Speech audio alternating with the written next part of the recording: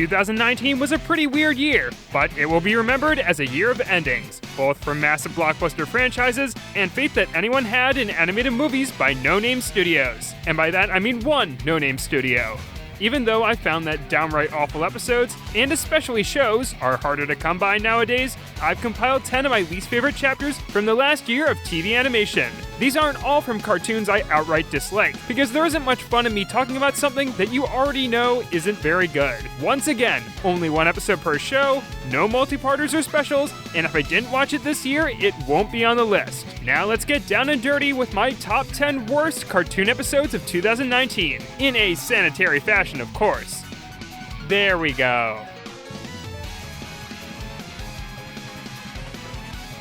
Let the record show that I actually found a lot to like in Season 2 of Disenchantment. It settled down to flesh out its central location and those who inhabit it. It's a decent step in the right direction for a series I was previously lukewarm on, even if it remains content with dangling a mystery in the viewer's face. Case in point, the Electric Princess. Bean willingly allows a mysterious stranger that looks like Dr. Robotnik from the Sonic movie to take her to Steamland, a steampunk-inspired world that functions here as an excuse to include an excess of Futurama references. This setting presents so many new ideas, but never cares to explain how it exists in an otherwise medieval fantasy world, foreshadowing notwithstanding. It's clear by the episode's end that Steamland will return, but instead of exploring this all-new location, we get a pointless subplot with Elfa and Lucy, mundane jokes about Bean being mistreated because she's a woman, and a cliffhanger where Bean gets a gun and accidentally shoots her dad. This is ultimately the goal of the episode, and how Disenchantment sets up their season finale. Bean gets a gun. What more needs to be said?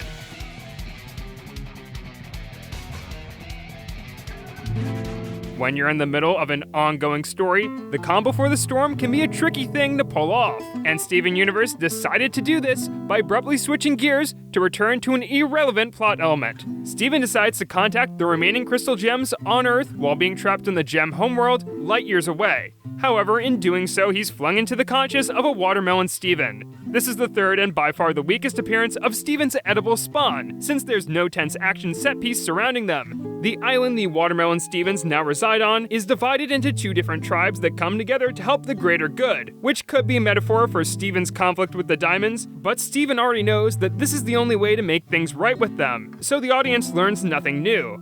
It's been about 11 episodes since any of the side characters had a major role, so why not have Steven possess one of them instead of silent watermelons that don't emote enough to support the story? Escapism is nearly saved by its ending, which has a short but sweet song performed by A.J. Michalka, Stevani's voice actress. It's great, but it feels weirdly cheap because it's played over top a regular scene instead of being sung by the characters, unlike nearly every other major song from the show. Feels like they were saving the budget for the next episode's voice cast, which I can understand from a production standpoint, but it undermines what could have been the saving grace of an otherwise mundane episode. At least the last line of the episode makes me laugh, although probably not for the intended reason. Guess we'll see what happens.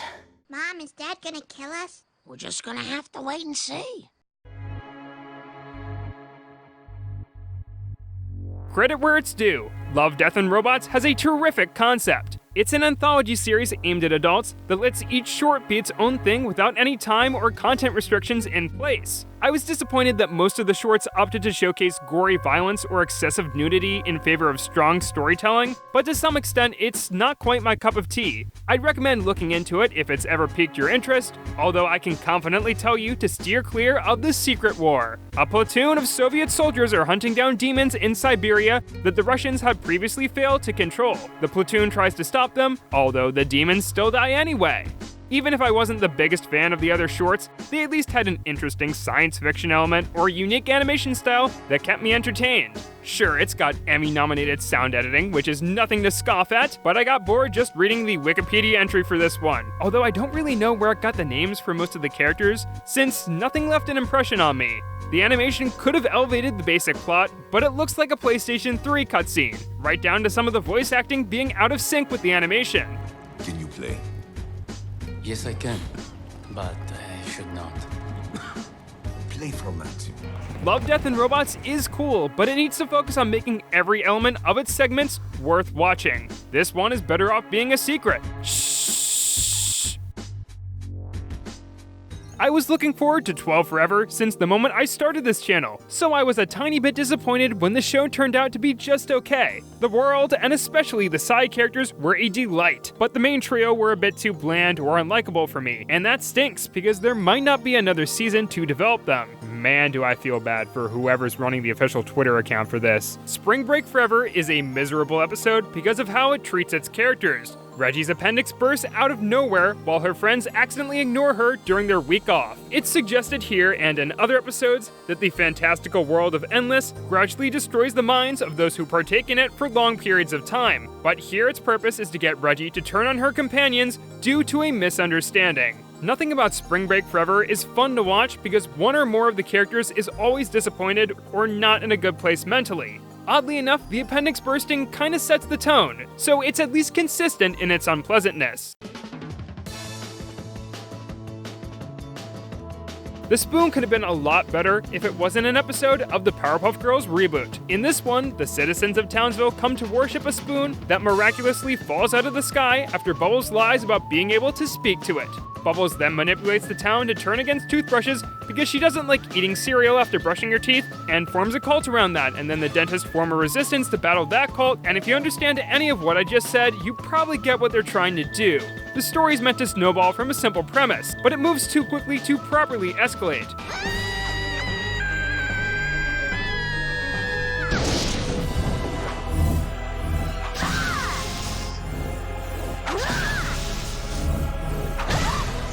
When you see Bubbles and Blossom having a lightsaber-like duel over brushing teeth at the climax, it feels random, especially because these actions only loosely fit the personalities of the characters. Like Buttercup tries to manipulate both sides of the conflict by selling junk, but why she's talking like an old-fashioned businessman, I have no idea. Buttercup, I thought you were making cloaks for the spoons. Business, baby! Mama's got a wetter beat! The loosely characterized cast and occasionally lazy animation were problems that this reboot had 3 seasons ago, and it's quite disappointing that little effort has been made to listen to criticism or even just improve anything for the sake of making the show better. When watching The Spoon, I was just reminded of other TV episodes with a similar turn of events or gimmick. I guess it's just on brand for the Powerpuff Girls reboot to be in the shadow of something better once again.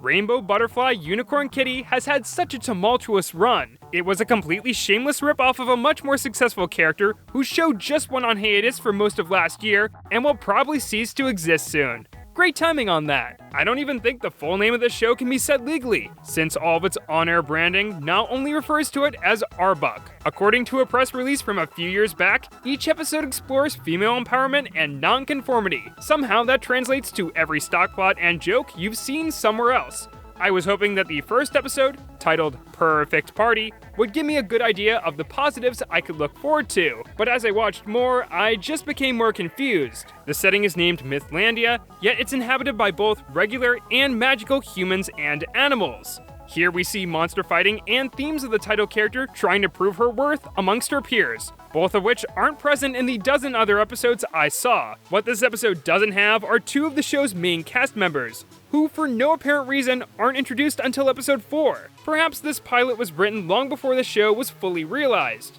However, if that was the case, it should have been changed to represent the current version of the show. No matter how unoriginal it looks, this is a terrible introduction any way you slice it, and it helps solidify Kitty Unicorn Butterfly Rainbow as my least favorite new show of 2019.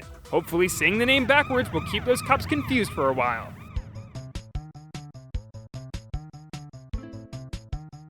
I really wanted to get back into Milo Murphy's Law after it made a good first impression, but besides the beginning and end, its second season was not my thing. The songs that were a trademark of its predecessor have been reduced to filler for montages or gags, and Doofenshmirtz has taken over too much of the show and feels out of place within the season's main arc.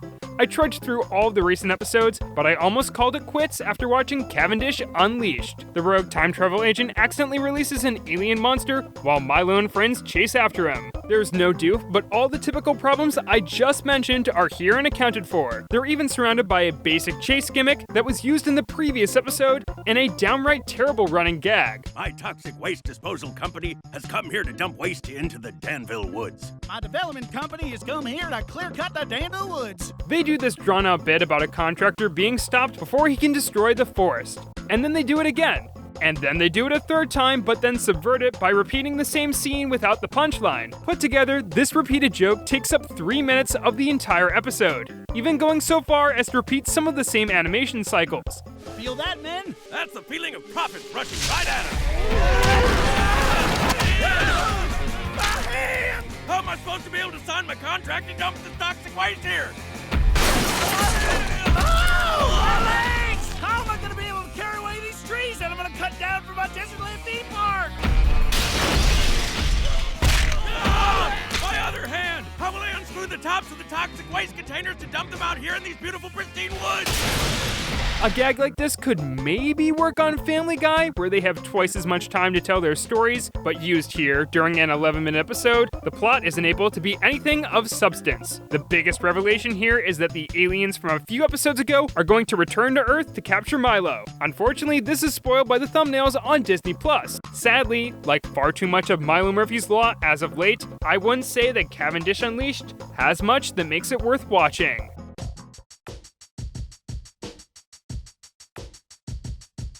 To the disappointment of many, Family Guy's Donald Trump-themed episode finds no new humor in America's 45th president. It's like they went down a checklist of the safest and non-political digs they could do at the guy. Trump is inappropriate with women. Trump has bad hair. Trump has bad makeup. Trump has small hands. Trump doesn't like Obama. What's even the point of doing an episode set at the Trump White House if you're going to waste your time with a cutaway to footage of Sleepy Hollow and ironic criticism of Bob's Burgers? That show, and I mean no disrespect when I say this, but that show looks like it was animated in a moving car. Even though it can't escape the typical trappings of this series, the episode tries to make a point about the influence of Donald Trump's personality on America. We're a cartoon. You can turn us off. You're the president. We can't turn you off. What moves this moment into confusing territory is how it simultaneously breaks the fourth wall by having Peter Griffin not speak as himself, but instead as the character he plays. I'm just a guy from Rhode Island. You're the president of the United States. You're not just a guy from Rhode Island. You're Peter Griffin from Family Guy. Trump Guy has the characters constantly winking to the audience about how cliche its premise and jokes are, but it still wants to be taken seriously. And with how much I've been exposed to Family Guy ironically, that's nearly impossible for me to do. The Inquisition is a decent episode of The Amazing World of Gumball. It's a little small in scale, but it has a considerably interesting premise that highlights just how special the residents of Elmore are. Many reacted with negativity to the cliffhanger because they believed it to be the final episode of the series. But that's strange because there's been quite a few more in the time since, and they're all clip shows. In the Darwin's Yearbook miniseries, Darwin is tasked with picking which of his classmates and teachers should appear on the front cover of the yearbook. They transition from each clip package using chat boxes, which are only visually interesting on the rare occasion. I look great in profile. You're not on the cover. Tobias?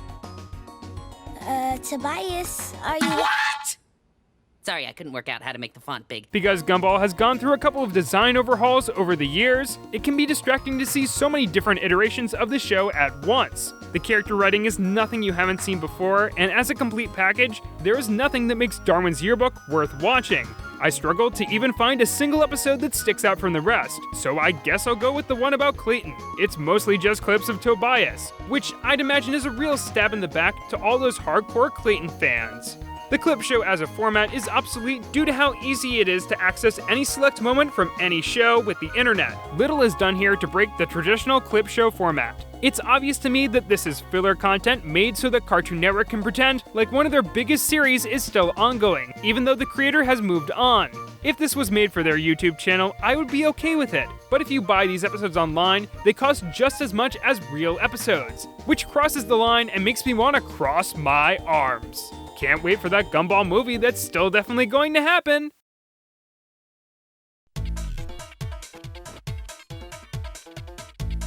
Judging by the responses I got from Twitter, y'all still really hate Teen Titans Go for its average episodes. Also Big Mouth, but I still haven't brought myself to watch it yet. As for other potential picks, I didn't like how over half of the latest South Park season ruined one of its better recent episodes by constantly recycling its gags. No one episode stuck out to me as a contender for the worst.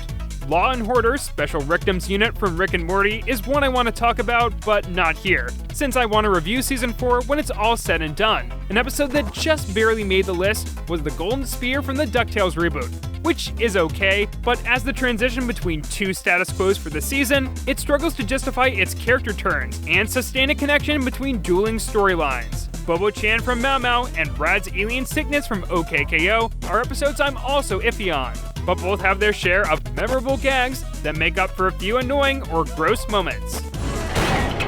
Ernesto! Man, we never get to see Ernesto! Yeah, he usually only comes once a season. Anyway, you already know what number 1 is because I put it in the thumbnail, and if you're just starting the video here, that's not very cool, and I don't like you very much now.